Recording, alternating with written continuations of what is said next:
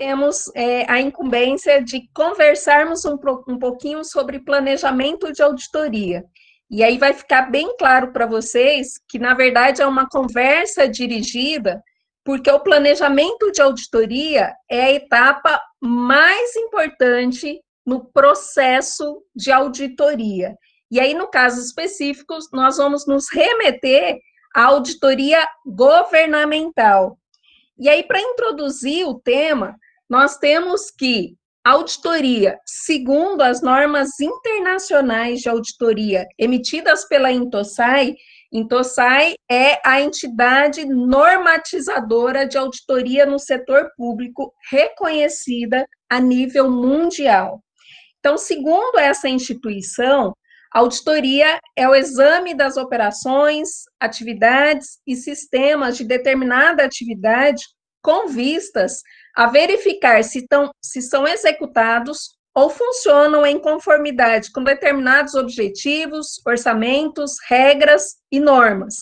Ou seja, a auditoria governamental, ela tem por intuito verificar se os objetivos traçados de uma determinada política pública, se os valores constantes do orçamento público, se eles estão sendo aplicados da maneira mais eficaz e efetiva, visando a melhoria da qualidade dos serviços públicos. E aí, esse conceito de auditoria, ele é um conceito que traz mais a questão da formalidade da auditoria governamental. Mas nós podemos também afirmar que o principal objetivo da auditoria governamental é mudar uma realidade. Todos nós, enquanto pessoas, enquanto cidadãos, buscamos uma política pública que nos ofereça um serviço de qualidade e que faça que nós, enquanto pessoas, estejamos satisfeitos com a atuação governamental dos governantes que conduzem, que fazem a gestão da administração pública. Então, a administração governamental tem por principal intuito verificar a lisura dos procedimentos efetuados pela administração pública com vistas a melhorar a qualidade da prestação do serviço público. E aí a auditoria, para poder aferir a qualidade dos serviços públicos, ela vai ser desenvolvida em algumas etapas, na verdade, em 3 etapas. Nós temos a etapa do planejamento, da execução, de relatório e monitoramento. A etapa do planejamento, ela corresponde a aproximadamente 2/3 do tempo da execução de uma auditoria. Então, ela é a etapa essencial para o desenrolar perfeito ou concatenado desse procedimento de auditoria, e no planejamento nós vamos ver que há um grande número de ações a serem desenvolvidos pela equipe de auditoria, tais como definição do objeto de auditoria, definição dos objetivos e escopo, conhecimento da entidade a ser auditada, riscos afetos ao objeto de auditoria, normas de controle interno a nível de entidade e em nível de atividades, identificação e até mesmo coleta prévia de evidências, seleção de técnicas de auditoria que serão aplicadas e divisão de tarefas entre os membros da equipe de auditoria. Então, a etapa do planejamento, ela é essencial para o desenvolvimento do processo de auditoria, e as normas internacionais de auditoria falam que o planejamento é um processo contínuo e interativo. Por que contínuo e interativo? Porque conforme as fases do planejamento vão se desenvolvendo, também há o processo autocorretivo. de revisão, de verificação dos documentos que já foram coletados, dos procedimentos que já foram implementados, e assim eu posso, inclusive, no processo de execução de auditoria, se necessário for, voltar e rever, retificar algumas das premissas que foram efetuadas na etapa do planejamento. E na esfera governamental, a auditoria começa com o que a gente chama de um comando, um presentinho. Esse comando para a realização de auditoria governamental, ele pode vir de diversas formas. Ele pode vir de um plano anual de trabalho a ser elaborado pela entidade fiscalizadora. Então, se eu estiver falando, por exemplo, de Tribunal de Contas da União, ou Tribunal de Contas do Estado, ou Tribunal de Contas dos municípios, esses órgãos têm planos anuais de auditoria que prevêem uma quantidade mínima de auditoria a ser executadas. Então, os auditores públicos desses órgãos vão receber aquele planejamento, onde lá já vai constar uma quantidade mínima de auditorias a ser desenvolvido. Então, esse é o comando inicial. Mas como nós estamos falando de auditoria pública, esse comando pode vir da sociedade também, por meio de uma denúncia, por meio de uma representação que é feita, por exemplo, por um vereador, por um governante que queira denunciar algo. Então, esse comando para a auditoria, ele pode vir do plano de auditoria, pode vir da sociedade, pode vir de uma entidade legislativa, ou pode vir também de uma obrigatoriedade imposta por uma determinada lei. Recebido o comando para a auditoria, a equipe terá que definir o objeto de auditoria. E aqui a gente fala que o objeto de auditoria é preliminar. Por que preliminar? Porque o objeto de auditoria, segundo as normas internacionais, tem que cumprir alguns requisitos para que ele seja considerado um objeto válido. Quais são esses requisitos para que o objeto de auditoria seja válido? O primeiro deles é que o objeto tem que ser identificável. Eu tenho que ter condições de descrever o objeto de auditoria de uma forma clara e concisa, de tal forma que qualquer cidadão com um pouco de esclarecimento da coisa pública consiga entender qual é o objeto de auditoria, o que está sendo investigado, o que está sendo analisado. Além de ser identificável, o objeto de auditoria tem que ser avaliável. Se vocês se recordam do conceito de auditoria que eu disse há pouco, eu falei que é o exame das operações para verificar se as atividades estão sendo executadas em conformidade. Em conformidade com o quê? Eu tenho que ter uma legislação que me fale o que é regular, o que é definido como conformidade. Então, o objeto de auditoria, ele tem que ser avaliável, eu tenho que ter normas que me dizem o que é regular. E, além disso, o objeto de auditoria tem que ser evidenciável, ou seja, eu já tenho que, na etapa inicial do planejamento, vislumbrar documentos que servirão de comprovação para os possíveis achados de auditoria. Então, o objeto, ele tem que ter essas três características para ele ser considerado um objeto válido. Ele tem que ser identificável, avaliável e evidenciável. E assim sendo, nós temos que buscar dados sobre esse objeto, ou seja, precisamos aprofundar o conhecimento sobre o objeto de auditoria governamental, onde são buscadas as informações acerca desse objeto, junto aos próprios gestores públicos, em prestações de contas dos próprios gestores, que são o que a gente chama de relatórios de gestão, contas de governo anuais, propostas de leis, estatísticas oficiais, relatórios internos, atas de reuniões, auditorias anteriores que tenham a mesma temática do objeto atual proposto.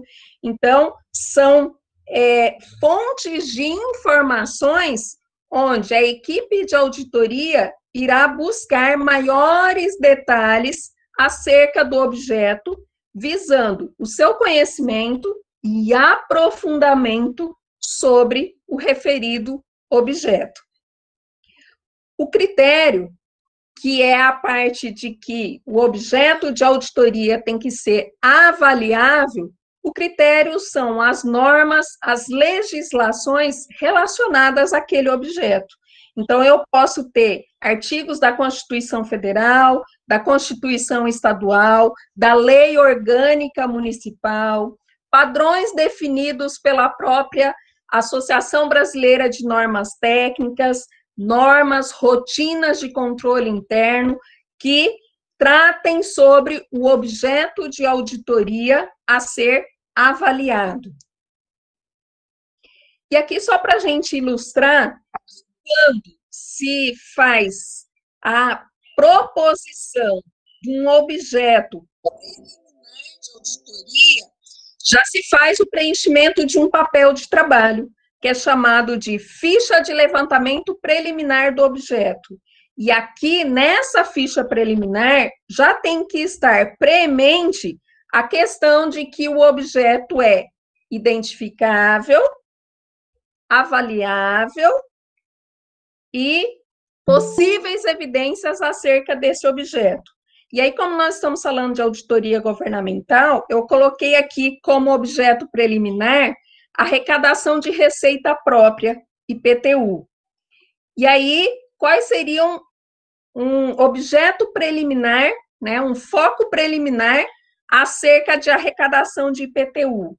Olha, nós vamos verificar a arrecadação de IPTU do exercício de 2020, da Prefeitura de Rondonópolis, questionamentos quanto à regularidade do lançamento do tributo, das isenções, imunidades concedidas, correção dos valores e baixas por recebimentos.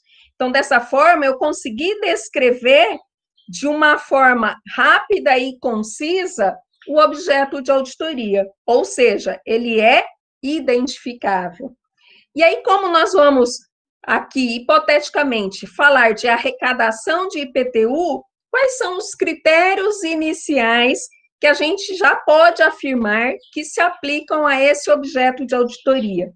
O Código Tributário Nacional, porque lá há uma parte que dispõe sobre o IPTU, o Código Tributário Municipal, por ser um imposto de natureza municipal, então há artigos no Código Tributário Municipal que dispõem sobre o IPTU. Eu tenho uma lei em cada município, que é a planta genérica de valores, que fala sobre os critérios para poder especificar os imóveis sobre os quais o IPTU incide, e eu tenho leis municipais que concederam isenções. Então, percebam que mesmo sem fazer um estudo aprofundado, eu já consigo vislumbrar que esse objeto de auditoria é avaliável, ou seja, eu tenho legislações que me falam o que é regular, quanto eu posso falar de lançamento de tributos, isenção desse tributo, imunidade concedida com relação a esse tributo, metodologias de baixa desse tributo. Então, eu já vislumbro que esse objeto atende a esse critério. Quais são as possíveis evidências? Bom, já que eu vou falar de arrecadação, lançamento, concessão de isenção e de imunidade, então as possíveis evidências são dados do cadastro imobiliário com relação aos imóveis sobre os quais incide o IPTU, foto de imóveis que vão me demonstrar as especificações desses imóveis, registros do sistema tributário, relatórios de receita do município, processos de concessão de isenção e de imunidades desse imposto. Então, se o objeto de auditoria tiver essas 3 características, for identificável, avaliável e houver possíveis evidências, eu sei que eu vou conseguir continuar elaborando o meu planejamento de auditoria. Se não tem esses critérios definidos para o objeto, eu não consigo continuar a etapa do planejamento. Ou eu tenho que mudar o meu objeto. Então, nós já vimos em linhas gerais, recebe-se o comando para auditoria, define-se o objeto de auditoria, atendida às características desse objeto. A próxima etapa é a identificação dos riscos de auditoria. Os riscos de auditoria, e aí nós vamos ter em linhas gerais, o que é risco? Risco é a possibilidade de algo acontecer ou não acontecer e impactar um objetivo. Bom, se eu estou fazendo uma auditoria de arrecadação de IPTU, o risco é, um exemplo hipotético de risco é qualquer fato que faça com que aquele IPTU não seja arrecadado. Agora, o risco, ele pode ser classificado de várias óticas. Em linhas gerais, o maior risco de uma auditoria é nós não conseguirmos identificar quais são os problemas existentes. Numa instituição, quer seja pública ou privada, os riscos, eles advêm de erros humanos, de sistemas, exemplos de riscos relacionados a erro humano, falta de capacitação de servidores, ausência de segregação de funções, riscos relacionados a sistemas, sistemas obsoletos, sistemas com baixo nível de segurança, controles contornados, que é um outro exemplo de risco. Eu não tenho um manual de rotinas específicos com relação àquele objeto, ou eu tenho rotinas específicas para aquele objeto, mas elas não são seguidas pelos gestores públicos. Evidências canceladas e escondidas, o que faz com que a auditoria tenha que aprofundar os seus testes. E um outro risco que, infelizmente, existe, que é pessoas de honestidade duvidosa. Então, esses são alguns exemplos macros de riscos, que são situações que fazem com que o objeto ou o objetivo relacionado ao objeto não se concretize. Mas o maior risco da auditoria eu vou passar aqui, depois eu volto. O maior risco de auditoria é que nós possamos concluir por uma irregularidade, quando, na realidade, aquele fato relacionado ou descrito como um achado de auditoria, ele não é, ele é regular. O que acontece quando eu concluo pela irregularidade, quando, na verdade, a situação é regular? Eu, enquanto servidora pública, já que estamos falando de auditoria governamental, vou ter contribuído para desperdício de recursos públicos. Porque se eu concluo por uma irregularidade, quando, na verdade, a irregularidade não existe, eu vou elaborar um relatório de auditoria com uma irregularidade que não existe. O gestor vai ser citado para apresentar defesa, ele vai apresentar recursos ou alegações de defesas para, no final do processo, ele ser arquivado porque a irregularidade não existia. Então, ou seja, eu vou ter aí, no mínimo, 6 meses de condução de uma atividade de auditoria onde recursos públicos foram gastos para fiscalizar aquele objeto de auditoria, para não culminar em nenhuma mudança da realidade. Lembra que a gente falou que um dos objetivos da auditoria governamental é mudar, transformar uma realidade. Um outro risco é concluir pela regularidade, quando, na verdade, há problemas. Há irregularidades ali que a equipe de auditoria não as relatou. Então, esse é o maior risco de auditoria. E quando a gente fala em risco, o componente risco, ele tem alguns elementos. O risco tem causa, evento e consequência. Então, como nós estamos aqui apresentando o exemplo de arrecadação de IPTU como objeto de auditoria, aqui eu posso fazer uma redação onde eu visualize causa, evento e consequência. Então, coloquei aqui como exemplo: devido à falta de treinamento e capacitação dos servidores que efetuam a análise prévia de isenções do IPTU, poderá ocorrer a concessão de isenção a contribuintes que não atendem às especificações para o recebimento do benefício fiscal, o que levará à redução da receita arrecadada. Qual é o achado de auditoria? Qual é a irregularidade que nós temos aqui? Concessão de isenção de IPTU a contribuintes que não atendem os critérios para receber essa isenção. Qual é a causa? Falta de treinamento e capacitação de servidores. Qual é a consequência?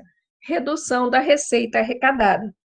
Então, a equipe de auditoria tem que estar antenada para identificar não somente o problema, o evento, a irregularidade, mas identificar as causas e as consequências. Por quê? Porque a causa, ela terá que ser atacada no final da elaboração do relatório de auditoria com as propostas de encaminhamento. As propostas de encaminhamento, elas têm por principal intuito atacar as causas que levaram à ocorrência das irregularidades. Reduzindo ou atacando as causas, nós vamos conseguir reduzir os riscos e minimizar o impacto da realização ou da ocorrência dessa irregularidade. Então, qualquer risco, ele tem esses três componentes: causa, evento e consequência.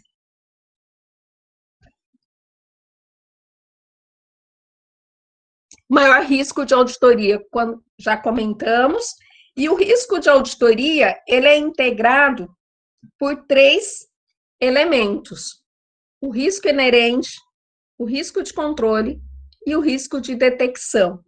O que é risco inerente? O risco inerente são fatores de risco relacionados à empresa que está sendo auditada. Então, o risco inerente são particularidades da empresa auditada que fazem com que uma irregularidade aconteça. São causas de uma irregularidade.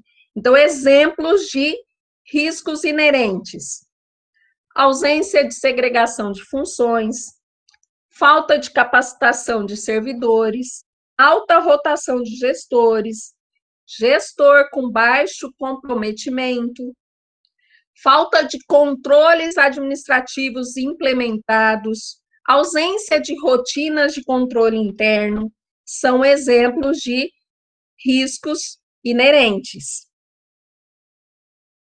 No caso que nós estamos ilustrando como auditoria de IPTU, o que nós poderíamos colocar aqui inicialmente como riscos inerentes ao objeto: mudanças recentes na legislação do IPTU, legislação incompleta ou muito aberta à interpretação, achados de auditorias anteriores com relação à IPTU, suspeitas de corrupção envolvendo gerência ou funcionários da administração financeira municipal, são exemplos de riscos inerentes ao objeto.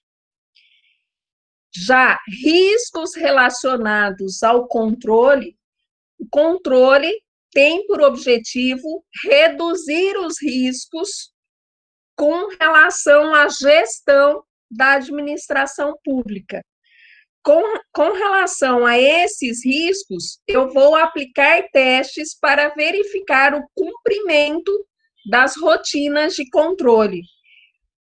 Então, quais são exemplos que nós podemos ter como riscos relacionados ao controle? Falta de manuais internos, falta de critérios claros e objetivos, controle de qualidades insuficientes, ou eu posso ter um bom manual interno, mas que na prática ele não funciona, ele não é utilizado pelos gestores. Então, são exemplos de riscos relacionados ao controle. E o terceiro e último componente do risco de auditoria é o risco de detecção. O risco de detecção, ele está diretamente relacionado à equipe de auditoria. Então, o risco de detecção é a probabilidade da equipe de auditoria não aplicar adequadamente ou não aprofundar adequadamente os testes de auditoria e, por isso, chegar a conclusões inadequadas acerca do objeto de auditoria. Então, conhecido esses riscos, né, e aí exemplos de riscos de detecção. Procedimentos de auditoria de forma ineficaz ou com baixa profundidade, incentivos que podem levar a gestão a reter ou ocultar provas, né? Conluio da administração com funcionários chaves e fornecedores. Então, são exemplos de dificuldades que podem contribuir para que a equipe de auditoria não implemente a contento os procedimentos de auditoria. E aí, o que faz com que a equipe tenha que estudar mais profundamente o objeto e conhecer profundamente as técnicas de auditoria para conseguir implementá-las, reduzindo o risco total da auditoria que está sendo implementada. E como que eu vou identificar os riscos? Quer seja risco inerente, risco de controle, para daí eu conseguir identificar quais técnicas eu vou utilizar para minimizar a ocorrência desses riscos por parte da detecção, ou seja, por parte da equipe de auditoria. Eu tenho várias ferramentas, várias premissas que podem ser utilizadas e que o curso de administração trabalha bastante essas ferramentas, né? Então, eu tenho brainstorm, eu tenho aplicação de questionários, aplicação de entrevistas, análise SWOT, reuniões com vistas à realização de grupo focal, análise de dados históricos, análise de premissas, opiniões de especialistas sobre o objeto de auditoria. Então, esses são exemplos de ferramentas e técnicas que serão utilizadas para a identificação dos riscos. Ou seja, nessa etapa, a equipe de auditoria já terá sido apresentada para a entidade que vai ser fiscalizada e ela já começará a agendar reuniões para planejamento e para aplicação dessas ferramentas e técnicas de identificação dos riscos, porque aqui já há necessidade de uma interação da equipe de auditoria com os gestores diretamente relacionados com a gestão do objeto de auditoria definido. Feito isso, eu também vou ter que aplicar uma ferramenta da administração, que é o mapeamento de processos, ou seja, na condução dos processos feitos pela administração pública relacionados ao objeto de auditoria, eu vou ter que identificar as atribuições de cada servidor, que estão diretamente relacionadas a esse objeto. Então, eu vou ter uma norma que me diz o que esse servidor faz, eu vou saber o que ele deveria fazer, e eu vou confrontar isso com o que ele efetivamente faz, identificando quem faz o quê dentro das rotinas relacionadas ao objeto de auditoria. E aí, quando a gente identifica quem faz o quê, quando a gente encontrar os achados de auditoria e conseguir comprovar esses achados de auditoria, a gente também já vai conseguir visualizar quem serão os gestores que serão responsabilizados pelas irregularidades. Por que isso? Porque quando eu estou falando de administração pública, eu tenho níveis hierárquicos, na esfera privada também, eu tenho níveis hierárquicos onde servidores atuam em diferentes linhas de atuação, tendo supervisores hierarquicamente acima, secretários também acima e, por último, o chefe do executivo.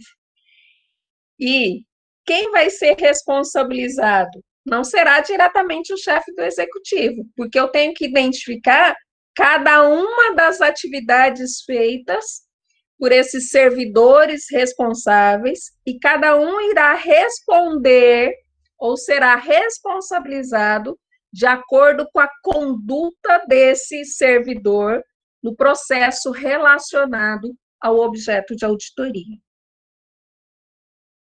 Então, nós vimos que recebemos o comando para auditoria, definimos o objeto, vamos mapear os riscos, e agora nós vamos definir o objetivo e escopo preliminar.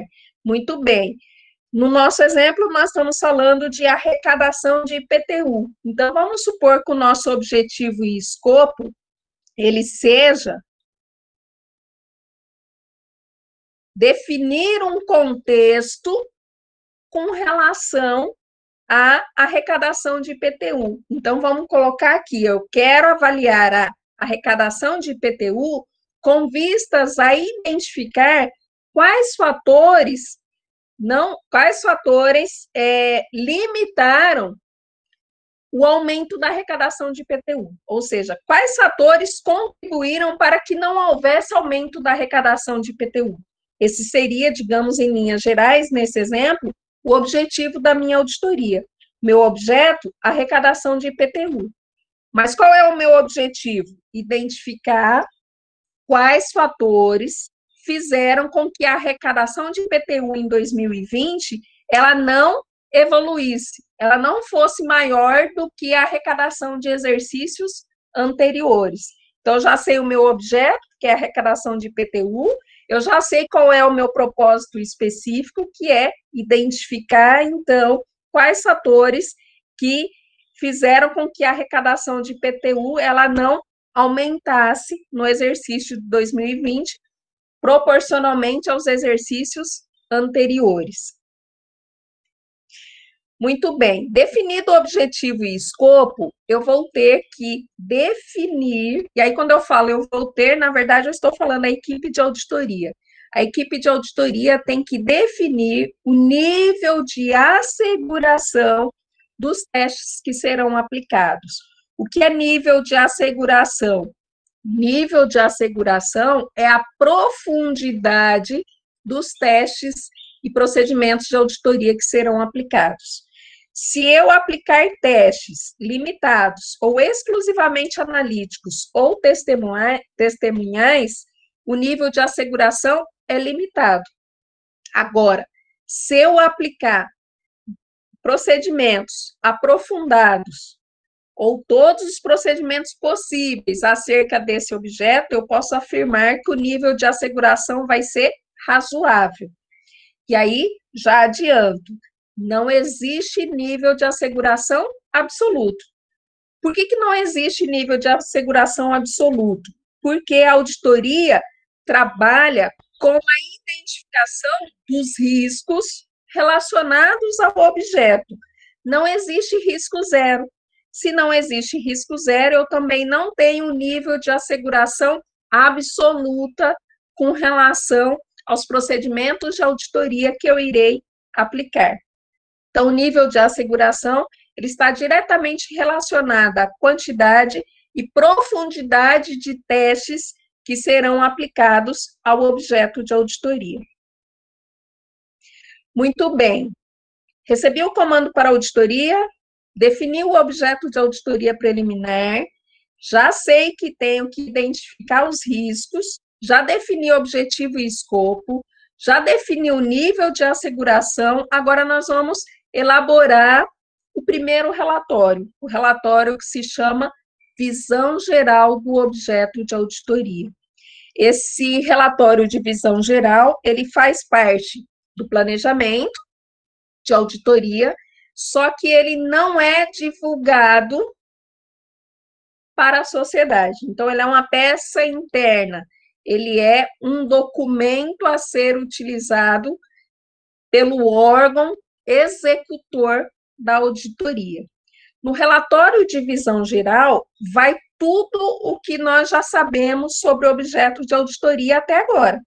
Então, vai as características gerais do objeto, quais são os sistemas que a administração pública utiliza para poder registrar, controlar esse objeto, quais são as legislações aplicáveis a esse objeto, quais setores estão diretamente relacionadas a esse objeto, quais são as atribuições desses setores, quais são as responsabilidades de cada um desses setores e dos servidores diretamente relacionados ao objeto de auditoria, qual foi o objetivo definido pela equipe de auditoria com relação ao objeto, quais são os principais processos de trabalho, nós já vamos ter feito mapeamento de processos, quais são os controles internos relacionados ao objeto e quais são os riscos relevantes relacionados a esse objeto. Então, esse relatório, ele traz a compilação de tudo que a equipe de auditoria fez até aqui com relação ao objeto de auditoria. O próximo passo é confirmar e ranquear os riscos definitivos, porque até agora, no momento, a gente já usou algumas ferramentas para identificação dos riscos, mas agora nós precisamos saber quais riscos são os mais relevantes. Por quê? Porque a auditoria irá concentrar os seus esforços nesses riscos que são mais significativos. E aí, para mim identificar os riscos que são mais relevantes, eu tenho que testar os controles internos da entidade governamental relacionados ao objeto. Como que eu testo os controles internos? Primeiro, eu vou estudar as normas de controle interno. Eu vou entender tudo que aquelas normas de controle interno dizem acerca do objeto. Então, eu vou fazer o que é chamado de teste de desenho. Eu vou avaliar a adequação daquelas normas de controle interno com o objeto propriamente dito, o objeto de auditoria. E aí, numa segunda etapa, eu vou verificar, olha, essas normas de controle interno, elas são perfeitas, ótimas, elas minimizam mesmo os riscos relacionados ao objeto de auditoria. Mas será que elas funcionam? Será que os gestores, os servidores públicos, no dia a dia, cumprem essas normas de controle interno? Então, eu vou fazer testes de efetividade. Já conheço a norma, já sei se ela é adequada ou não, então agora eu vou ver se ela funciona, se ela é aplicável pelos servidores públicos, visando minimizar os riscos relacionados ao objeto.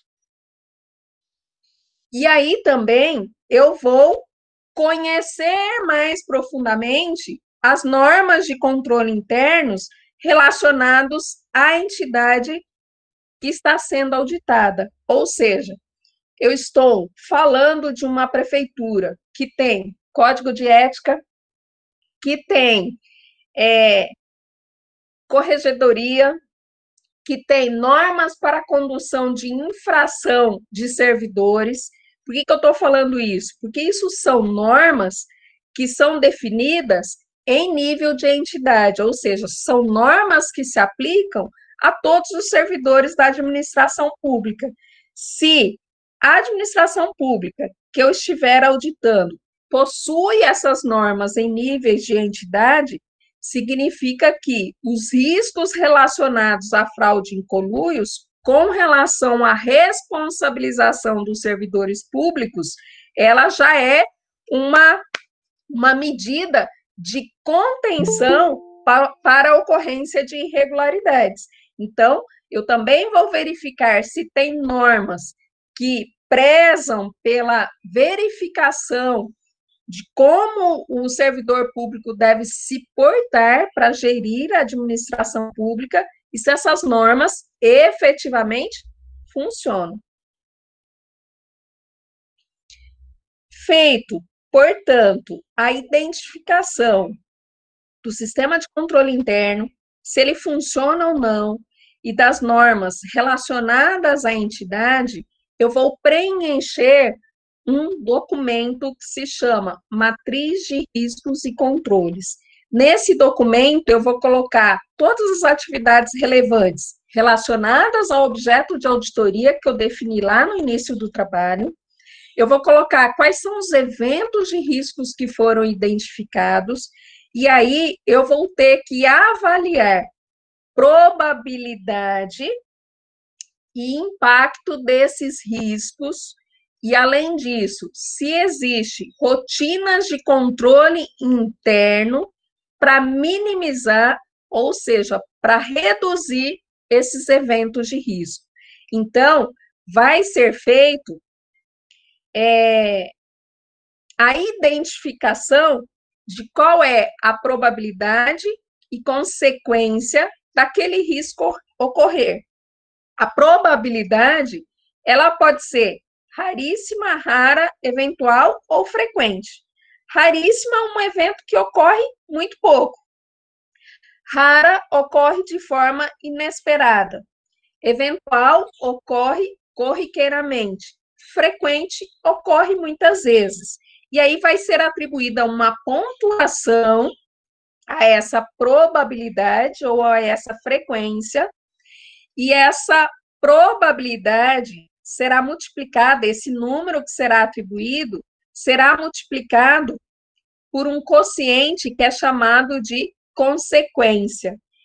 E a consequência pode ser irrelevante, pouco relevante, relevante ou muito relevante. Ou seja, em linhas gerais, se eu tiver um risco que ele ocorre frequentemente, reproduz várias vezes, e ele é muito relevante, a consciência dele com relação ao objeto de auditoria, eu vou ter, então, esse risco classificado como muito alto. Vou ficar aqui nessa faixa vermelha aqui, como extremo.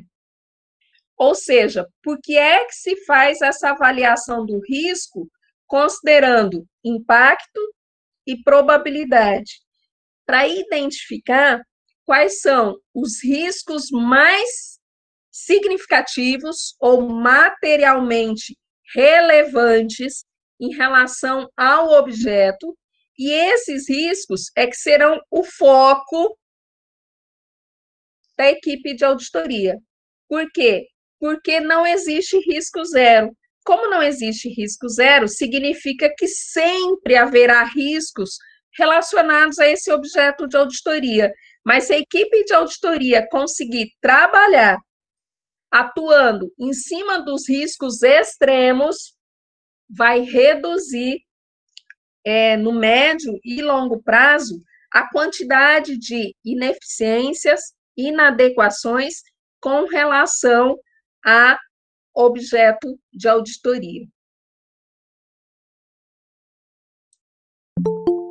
Aqui os 2 slides que eu passei é que, além de verificar a probabilidade e o impacto, devemos identificar também se há rotinas de controle interno implementadas que visem reduzir esses riscos relacionados ao objeto.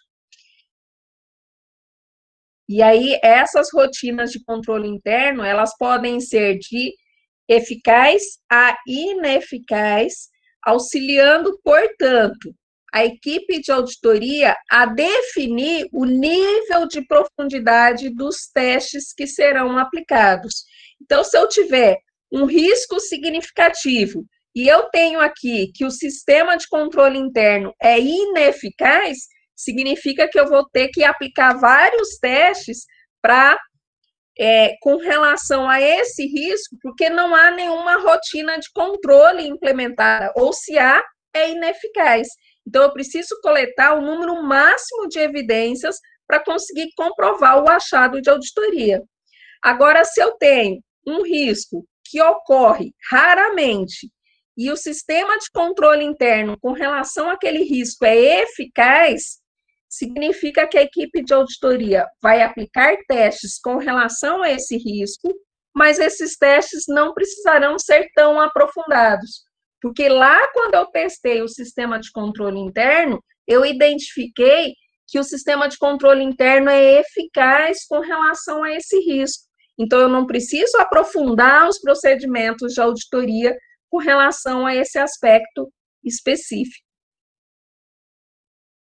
Então, identificados os riscos mais relevantes, então agora eu vou conduzir o restante da auditoria com base nesses riscos significativos. Então, eu vou elaborar questões de auditoria e, com base nessas questões de auditoria, eu vou definir as técnicas que serão aplicáveis para, na execução de auditoria, coletar as evidências relacionadas aos achados de auditoria propriamente ditos. As questões de auditoria, quando eu vou elaborá-las, eu já faço também uma reflexão, e aí, quando eu faço a reflexão, significa que também a equipe vai ter que documentar isso. Por quê? Porque agora eu tenho que verificar se o problema de auditoria preliminar ele permanece o mesmo ou se ele vai sofrer alguma alteração. Lembra que eu falei lá no início que o planejamento é um processo interativo. Então, conforme vai desencadeando as fases do planejamento, pode ser que haja mudanças em função dos riscos identificados e do próprio ranqueamento dos riscos que foi feito no decorrer das etapas do planejamento de auditoria. Uma outra questão que eu tenho que confirmar agora é se o objetivo inicial preliminar lá que eu tinha da auditoria, ou seja, identificar os fatores que prejudicaram o aumento da arrecadação de IPTU. Esse objetivo, agora que eu já fiz o ranqueamento de riscos, vai permanecer o mesmo? Ou, considerando os riscos mais relevantes, a equipe identificou que precisa mudar esse objetivo de auditoria. Olha, nós não vamos olhar mais o aumento ou não da arrecadação de IPTU, nós vamos focar só no cadastro imobiliário. A gente identificou que o cadastro está muito desatualizado e a gente vai focar só em aspectos do cadastro imobiliário. Ok, então vamos mudar o objetivo da auditoria, que era o aumento da arrecadação de IPTU, para ineficiências do cadastro imobiliário. Então, conforme o ranqueamento de riscos me mostra o que é mais significativo ou não em relação ao objeto de auditoria, eu vou fechando meu objetivo final da auditoria, para daí eu elaborar o documento final do planejamento, que é a matriz de planejamento de auditoria. Então, as questões de auditoria, ela é uma pergunta que vai determinar o direcionamento dos trabalhos de auditoria. Então, antes de eu fazer as perguntas, eu tenho que fazer uma reflexão sobre o objeto de auditoria e sobre o próprio objetivo da auditoria definido lá no início dos trabalhos, se permanecem os mesmos, se houve alguma alteração ou não, e em função desse objetivo da auditoria, vão ser elaboradas questões, e essas questões é que vão direcionar as técnicas de auditoria a serem implementadas para a continuidade do processo. As perguntas de auditoria, elas podem ser de várias óticas, podem ser descritivas, normativas, avaliativas ou exploratórias. Geralmente, quando a gente trata de auditoria governamental, na maioria das vezes, as perguntas, as questões de auditoria são normativas e avaliativas, ou seja, é para verificar se determinada legislação relacionada ao objeto está sendo cumprida ou não, é para avaliar a efetividade de algum programa ou de alguma política pública. As questões exploratórias, elas não são muito utilizadas, porque conforme você vai fazendo as etapas do planejamento, você já vai conhecendo mais profundamente a entidade auditada, os sistemas de controle interno, os riscos inerentes com relação ao próprio objeto, de tal forma que quando chega nessa etapa do planejamento, quase não se faz mais questões exploratórias, porque elas já foram conhecidas, geralmente no decorrer do processo, exceto se eu estiver falando de uma auditoria operacional. Então, aqui um exemplo simples de uma questão de auditoria. A concessão de isenção de IPTU no exercício de 2020 observou os critérios previstos no artigo tal da Lei Municipal Y. Então, ou seja, aqui eu já sei que eu vou verificar se a concessão de IPTU está de acordo com uma previsão legal. Se eu tiver dificuldades para escrever a questão de auditoria, eu tenho que voltar lá nos meus riscos, porque pode ser que eu esteja misturando causa com efeito ou consequência. Bom, feito isso, nós já passamos pelo ranqueamento dos riscos, já inventariamos os riscos, já identificamos os riscos mais relevantes, então a gente já pode conjecturar quais são os possíveis achados, quais são os eventos indesejados com relação aos riscos identificados. A gente já consegue vislumbrar quais são as evidências que terão que ser coletadas no decorrer da execução da auditoria. Então, também já é possível prever todas as técnicas de auditoria que serão utilizadas para coletar as comprovações dos achados de auditoria e, portanto, também já é definido quais são os procedimentos de auditorias que serão aplicáveis ao objeto com relação aos riscos mais significativos definidos no ranqueamento.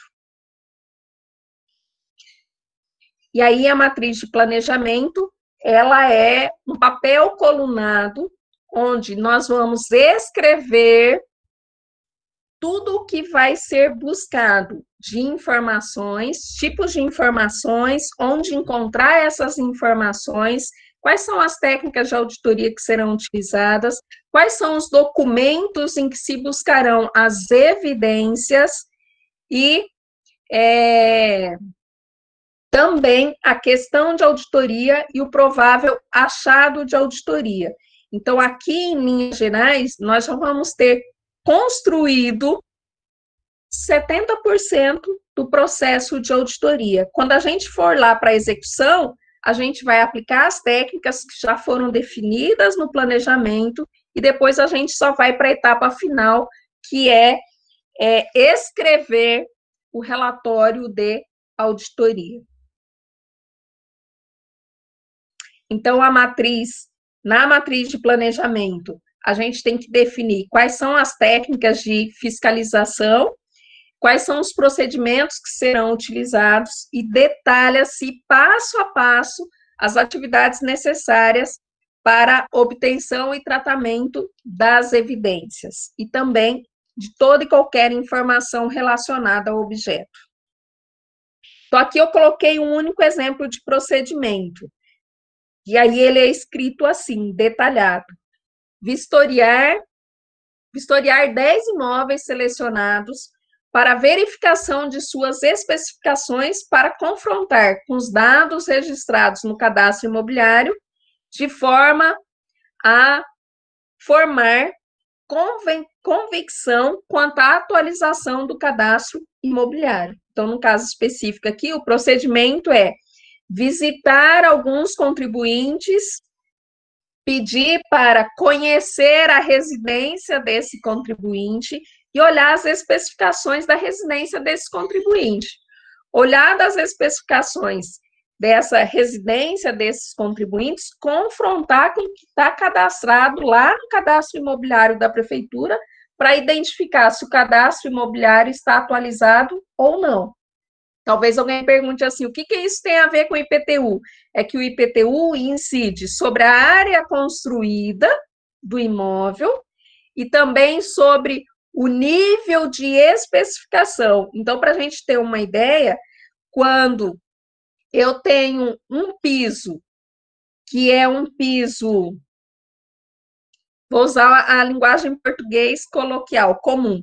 Se for um piso de cimento queimado, o IPTU, com relação a esse piso, tem um valor.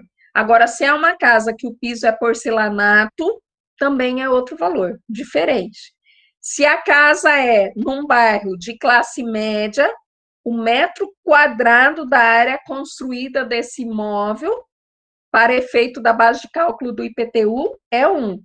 O metro quadrado de um imóvel localizado numa área nobre é outro. Então, a especificação do imóvel é um dos aspectos que interfere na base de cálculo do IPTU.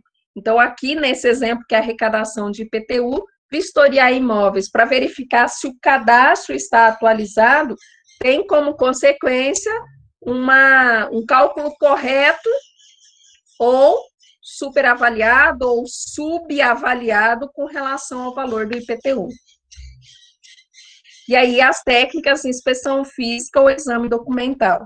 Aqui é a título ilustrativo, porque há vários outros tipos de técnicas que podem ser utilizadas, né? Inspeção física, observação direta, exame documental, circularização, entrevista, o que só aí daria, no mínimo, 20 horas de curso para a gente poder aprofundar quais são as técnicas de auditoria aplicáveis aos diversos objetos. Então, o planejamento culmina numa matriz, que é uma matriz onde estão colocadas as questões de auditoria. Se eu tiver, por exemplo, 10 questões de auditoria, eu terei 10 matrizes, porque terão 10 questões, né? Então, cada matriz vai colocar a questão de auditoria, quais são as informações requeridas, quais são as legislações aplicáveis com relação a esta questão de auditoria que foi formulada, onde que a equipe de auditoria vai buscar essas informações, quais técnicas de auditoria ela vai utilizar e o detalhamento desses procedimentos e os possíveis achados. Então, quando a equipe de auditoria for para a etapa de execução, a matriz de planejamento é que vai conduzir os trabalhos da equipe de auditoria, porque além de todas essas definições, a matriz de planejamento vai também definir as atribuições de cada membro da equipe de auditoria. Então, cada membro da equipe de auditoria já vai para a etapa de execução, sabendo o que vai fazer, em qual período e com relação a quais partes dos achados de auditoria ela vai contribuir na elaboração do relatório.